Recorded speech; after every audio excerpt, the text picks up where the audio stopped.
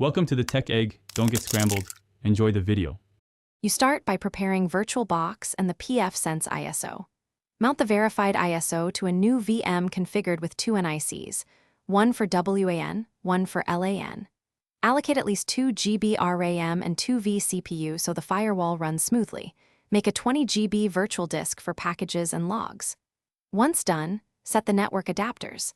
Adapter 1 to NAT or bridged for WAN. Adapter 2 to internal network for LAN. Power on the VM and boot the installer to begin the setup process.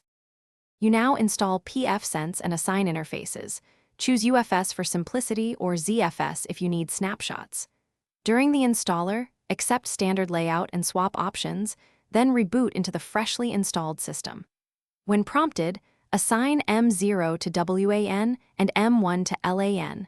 This mapping matters because Virtualbox adapter order dictates physical connectivity. Make sure to set a static LAN IP for management and change the default admin password.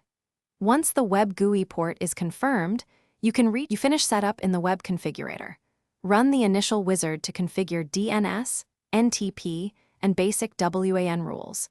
Enable NAT if required and apply a sensible default deny rule for inbound traffic.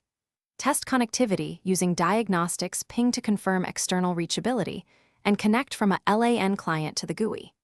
If you cannot reach the internet or GUI, verify interface assignments and Virtualbox NIC modes. Inspect the firewall rule order for accidental blocks, and temporarily allow all outbound traffic to isolate the issue before tightening rules.